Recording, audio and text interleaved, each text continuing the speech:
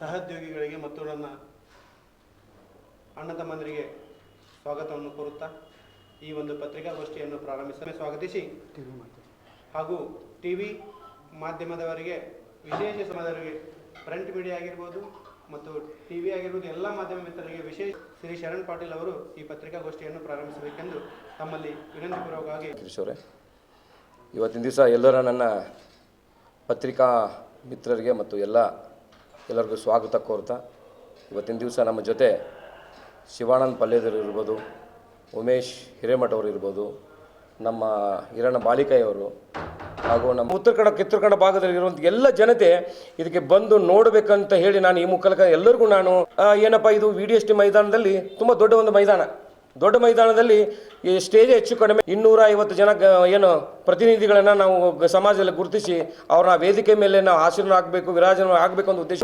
ಒಂದು ಕಂಡೀಷನ್ ಇದೆ. ಕಾರ್ಯಕ್ರಮ 3.5 ತಾಸು ಮಕ್ಕಳು, 500 ಜನ ಮಕ್ಕಳು.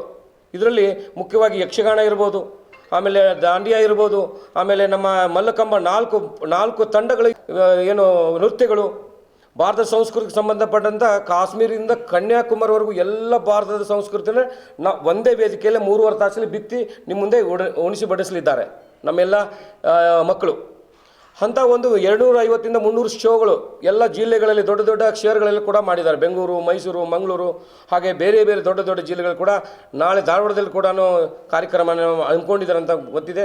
ಆ ಥರ ಎಲ್ಲ ದೊಡ್ಡ ಜಿಲ್ಲೆಗಳೇ ಮಾಡಿದೆ. ನಾವು ಯಾಕೆ ಗದಗ ತರಬಾರ್ದಂದ ಗದಗ ನಮ್ಮೂರಿಗೆ ಎಲ್ಲರೂ ಆಳ್ವಾಸ್ ಶಿಕ್ಷಣ ಸಂಸ್ಥೆಗೆ ನೋಡೋಕೆ ಹೋಗ್ತಾಯಿದ್ರು.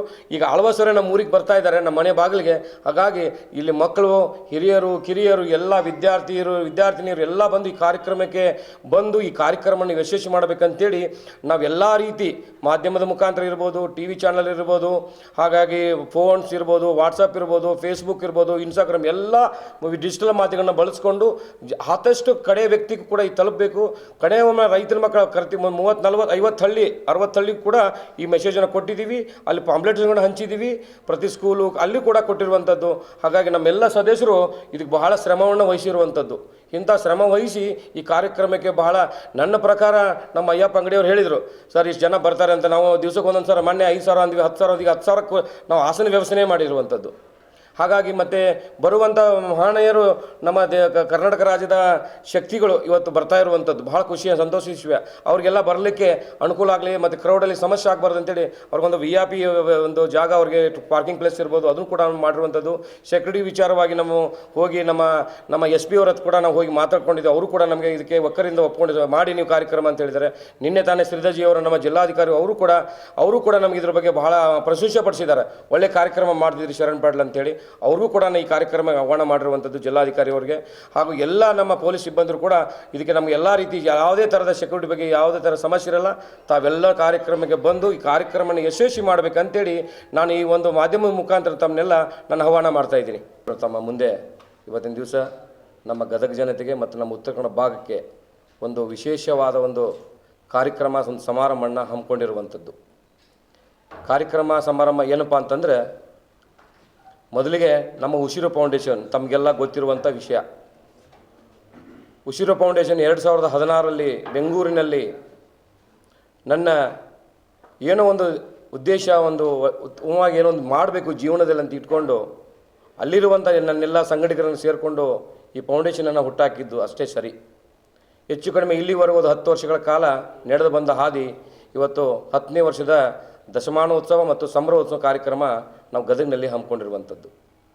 ಇಂಥ ಒಂದು ಸಮಾರಂಭ ಒಂದು ತುಂಬ ಅತ್ಯುತ್ತಮವಾಗಿ ಮಾಡಿಕೊಡಬೇಕು ಅನ್ನೋ ಒಂದು ಉದ್ದೇಶನ ಇಟ್ಕೊಂಡಿರುವಂಥದ್ದು. ಯಾಕಂದರೆ ಉಸಿರು ಫೌಂಡೇಶನ್ ಹುಟ್ಟಾಕಿದ್ದು ಬಡವರು ಮತ್ತು ಬಗ್ಗರಿಗೆ, ದೀನದಲಿತರಿಗಿರ್ಬೋದು, ಕಟ್ಟಕಡೆ ವ್ಯಕ್ತಿಗೆ ನ್ಯಾಯ ಸಿಗಬೇಕಂತೇಳಿ ಆ ಒಂದು ಫೌಂಡೇಶನ್ ಹುಟ್ಟಾಕಿರುವಂಥದ್ದು.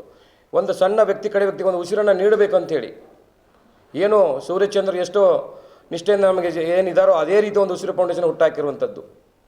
ಅಂಥ ಒಂದು ಉಸಿರು ಫೌಂಡೇಶನ್ ದಿವಸ ಇವತ್ತು 10ನೇ ವರ್ಷದ ಕಾಲಘಟ್ಟದಲ್ಲಿ ನಾವೆಲ್ಲ ಬಂದು ನಿಂತ್ಕೊಂಡಿರುವಂಥದ್ದು.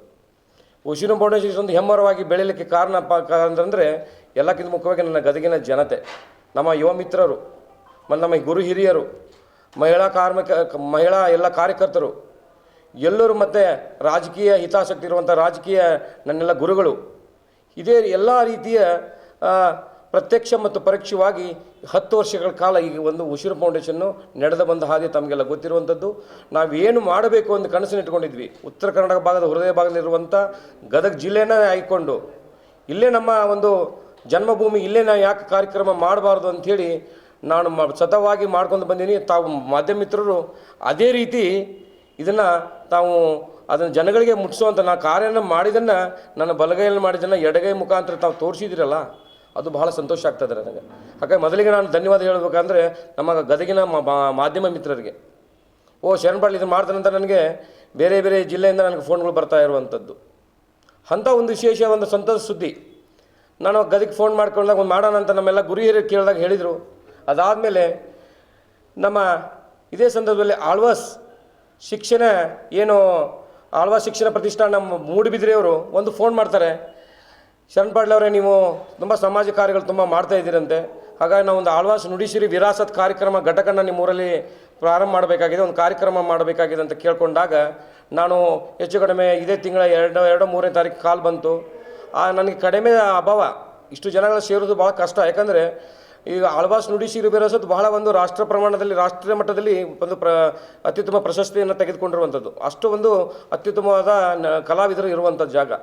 ಅಂಥ ಒಂದು ಶಿಕ್ಷಣ ಸಂಸ್ಥೆ ನನಗೆ ಫೋನ್ ಮಾಡಿ ಕೇಳ್ಕೊಂಡಾಗ ನಾನು ಅದನ್ನು ಒಕ್ಕಲಿಂದ ಒಪ್ಕೊಂಡು ಅದ್ರ ಜೊತೆಗೆ ನಮ್ಮೆಲ್ಲ ಗದಗಿನ ಗುರಿಯರಿಗೆ ಕೇಳ್ಕೊಂಡಾಗ, ನಮ್ಮ ಉಸಿರು ಫೌಂಡೇಶನ್ ಸದಸ್ಯರು ಕೇಳ್ಕೊಂಡಾಗ ಅವರೆಲ್ಲ ಒಪ್ಕೊಂಡ್ರು. ಅದೇ ಕಡಿಮೆ ಸಮಯದಲ್ಲಿನೇ ಅವರು ನಮ್ಮ ಮೋಹನ್ ಆಳ್ವಾಜಿಯವರು ಏನಿದ್ರು ಅಧ್ಯಕ್ಷರಿದ್ದಾರೆ, ಏನು ಆಳ್ವಾಸ್ ಪ್ರತಿಷ್ಠಾನದ ಶಿಕ್ಷಣ ಪ್ರತಿಷ್ಠಾನ ಅಧ್ಯಕ್ಷರಿದ್ದಾರೆ, ಅವರು ಕೂಡ ನನಗೆ ಕರೆ ಮಾಡಿ, ನೀವೇನು ಭಯಪಡೋ ಹಾಗಿಲ್ಲ, ನಾವು ನಿಮ್ಮ ಜೊತೆ ಇರ್ತೀವಿ, ನಾವು ನಿಮ್ಮ ಊರಲ್ಲಿ ಯಾಕಂದರೆ ಉತ್ತರ ಕನ್ನಡ ಭಾಗದಲ್ಲಿ ನಾನು ಕೂಡ ಎಷ್ಟೋ ಜನಗಳಲ್ಲಿ ನೆರೆವೇರೆ ಆದಾಗ, ಅತಿವೃಷ್ಟಿ ಅನಾವೃಷ್ಟಿ ಆದಾಗ ಮನೆಗೆ ಕಟ್ಟಿಕೊಟ್ಟಿದ್ದು ಕೀರ್ತಿ ನಮ್ಮ ಮೋಹನ್ ಆಳ್ವಾಜಿಯವರಿಗಿದೆ. ಅಂಥ ವ್ಯಕ್ತಿ ನಮ್ಗೆ ಫೋನ್ ಮಾಡಿದಾಗ ನನಗೂ ಒಂದು ಬಹಳ ಉತ್ಸಾಹದಿಂದ ಇದನ್ನು ತೆಗೆದುಕೊಂಡಿದ್ದೀನಿ. ಒಂದು ಇರ್ಬೋದು, ದೊಡ್ಡ ಕೆಲಸನೇ ಇರ್ಬೋದು. ಯಾಕಂದರೆ ಇಂಥ ಒಂದು ಕಾರ್ಯಕ್ರಮ ಇದನ್ನು ಗದಗಿನ ಜನತೆಗೆ, ನಮ್ಮ ರಾಷ್ಟ್ರದಲ್ಲಿರುವಂಥ ಪ್ರತಿಯೊಂದು ರಾಜ್ಯದ ಸಾಂಸ್ಕೃತಿಕ ವೈಭವವನ್ನು ಬಿತ್ತಿಡ್ಲಂತ ನಮ್ಮ ಅಲ್ಲಿ ಅಡಾಪ್ಟ್ ಮಾಡಿಕೊಂಡು ನನ್ನ ಮಕ್ಕಳ ಕಡೆಯಿಂದ ಮಾಡಿಸ್ಬೇಕು, ಪ್ರದರ್ಶನ ಮಾಡಿಸ್ಬೇಕಂತ ಹೇಳಿದಾಗ ನಾನು ಭಾಳ ಸಂತೋಷದಿಂದ ಒಪ್ಕೊಂಡು ಇದನ್ನು ನಾಳೆ 23ನೇ ತಾರೀಕು ಸೋಮವಾರ ಸಾಯಂಕಾಲ 5 ಗಂಟೆಗೆ ಜರುಗಲಿರುವ VDST ಮೈದಾನ ಗದಗಿನ ಹೃದಯ ಭಾಗದಲ್ಲಿದೆ, ಮಧ್ಯದಲ್ಲಿದೆ. ಈ ಒಂದು ಗ್ರೌಂಡನ್ನು ಆಯ್ಕೊಂಡು ನಾವೆಲ್ಲರೂ ಸೇರಿ ಈ ಕಾರ್ಯಕ್ರಮ ಒಪ್ಕೊಂಡಿದ್ವಿ. ಹಾಗಾಗಿ ಈ ಕಾರ್ಯಕ್ರಮಕ್ಕೆ ಹೆಚ್ಚು ಕಡಿಮೆ ಎಲ್ಲ ತಯಾರಿ ನಡೆದಿದೆ. ಪ್ರತಿಯೊಂದು ಕಾಲೇಜು ಇರ್ಬೋದು, ಸ್ಕೂಲ್ ಇರ್ಬೋದು, ಪ್ರೈಮರಿ ಸ್ಕೂಲ್, ಪ್ರೈವೇಟ್ ಸ್ಕೂಲು, ಅನುದಾನಿತ ಸ್ಕೂಲು, ಗೋರ್ಮೆಂಟ್ ಸ್ಕೂಲ್, ಎಲ್ಲ ಸ್ಕೂಲ್ಗೂ ಪ್ರಚಾರನ ಕೊಟ್ಟಿರುವಂಥದ್ದು. ಅದರ ಜೊತೆಗೆ ನಮ್ಮ ಎಲ್ಲ ಸಂಘ ಸಂಸ್ಥೆಗೆ, ನಮ್ಮ ಗುರಿಯರಿಗೆ ಎಲ್ಲ ಕೊಟ್ಟಿರುವಂಥದ್ದು, ಎಲ್ಲ ಸಮಾಜದ ಅಧ್ಯಕ್ಷಗಳಿಗೆ, ಉಪಾಧ್ಯಕ್ಷರಿಗೆ ಕೊಟ್ಟಿರುವಂಥದ್ದು, ಹಾಗೂ ಎಲ್ಲ ಸಮಾಜದ ಗುರಿಯರನ್ನು ಗಣನೆ ತೆಗೆದುಕೊಂಡು ಈ ಕಾರ್ಯಕ್ರಮನ ಭಾಳ ಅದ್ಭುತವಾಗಿ ಮಾಡಬೇಕು. ಯಾಕಂದರೆ ಬೇರೆ ಬೇರೆ ಕಡೆಯಲ್ಲಿ ಈ ಕಾರ್ಯಕ್ರಮ ಭಾಳ ಯಶಸ್ವಿಯಾಗಿ ಮಾಡಿರುವಂಥದ್ದು. ಹಾಗಾಗಿ ಇದಕ್ಕೆ ಮುಖ್ಯ ಅತಿಥಿಗಳಾಗಿ ನಮ್ಮ ದಿವ್ಯ ಸಾನ್ನಿಧ್ಯ ವಹಿಸ್ಕೊಂಡಿರುವಂಥ ಜಗದ್ಗುರು ತೋಂಡದ ಸಿದ್ದರಾಮೇಶ್ವರ ಸ್ವಾಮೀಜಿಯವರು ಕೂಡ ಈ ಕಾರ್ಯಕ್ರಮಕ್ಕೆ ನಾನು ಬರ್ತೀನಿ. ಯಾಕಂದ್ರೆ ಆಳ್ವಾಸ್ ಅವರು ಭಾಳ ಒಂದು ಒಳ್ಳೆಯ ನಾನು ನೋಡಿದ್ದೀನಿ ಕಾರ್ಯಕ್ರಮ ಅಂತ ಅವರು ಕೂಡ ಹೇಳಿದ್ದಾರೆ. ಹಳೆಯ ಮತ್ತು ನಮ್ಮ ಹಿರಿಯ ಅಜ್ಜರು ಕೂಡ ಆ ಕಾರ್ಯಕ್ರಮಕ್ಕೆ ಒಂದು ಸಾರಿ ಭಾಗ ಆಗಿದ್ರಂತೆ, ಅವರು ಕೂಡ ಇದಕ್ಕೆ ಬರ್ತಾ ಇರುವಂಥದ್ದು. ಅದಾದಮೇಲೆ ಮುಖ್ಯ ಉದ್ಘಾಟಕರಾಗಿ ಪ್ರಹ್ಲಾದ್ ಜೋಶಿ ಅವರು ಕೂಡ ಬರ್ತಾ ಇದ್ದಾರೆ. ಸನ್ಮಾನ್ಯ ಬಸವರಾಜ ಬೊಮ್ಮಾಯಿ ಅವರು ನಮ್ಮ ಜನಪ್ರಿಯ ನಾಯಕರು, ಅವರು ಕೂಡ ಈ ಕಾರ್ಯಕ್ರಮಕ್ಕೆ ಬರ್ತಾ ಇರುವಂಥದ್ದು. ಹಾಗೂ ನಮ್ಮ ಇನ್ನೊಬ್ಬರ ಹಿರಿಯ ನಾಯಕರಾಗಿರುವಂಥ ಕರ್ನಾಟಕದ ಹಿರಿಯ ಮತ್ತು ಕೇಂದ್ರ ಸಚಿವರಾಗಿರುವಂಥ ಶ್ರೀ GM ಸಿದ್ದೇಶ್ ಅನ್ನೋರು ಕೂಡ ದಾವಣಗೆರೆ, ಅವರು ಕೂಡ ಈ ಕಾರ್ಯಕ್ರಮಕ್ಕೆ ಬರ್ತಾ ಇದ್ದಾರೆ. ಆಮೇಲೆ ನಮ್ಮ ಈ ಭಾಗದ ಉತ್ತರ ಕನ್ನಡದ, ಕಿತ್ತೂರು ಕನ್ನಡದ ಜನಪ್ರಿಯ ನಾಯಕರು, ನಮ್ಮೆಲ್ಲರ ಹಿರಿಯರಾಗಿರುವಂಥ ಶ್ರೀ CC ಪಾಟೀಲ್ ಜಿ ಅವರು ಕೂಡ ಈ ಕಾರ್ಯಕ್ರಮಕ್ಕೆ ಬರ್ತಾ ಇದ್ದಾರೆ. ಮುರುಗೇಶ್ ನೀರಣ್ಣನವರು ಕೂಡ ಈ ಕಾರ್ಯಕ್ರಮ ನಾನು ಬರ್ತೀನಿ ಅಂತ ಕೂಡ ಒಪ್ಕೊಂಡಿರುವಂಥದ್ದು. ಅದಾದಮೇಲೆ ಮೋಹನ್ ಆಳ್ವರು ಸ್ವತಃ ಈ 500 ಜನ ಮಕ್ಕಳನ್ನ ಕರೆದುಕೊಂಡು ಅವರೇ ಮೋಹನ್ ಆಳ್ ಸ್ವತಃ ಈ ಕಾರ್ಯಕ್ರಮಕ್ಕೆ ವೇದಿಕೆಯಲ್ಲಿ ಕೂಡ ಅವರು ಇರ್ತಾರೆ, ಮೋಹನ್ ಆಳ್ವರು ಕೂಡ.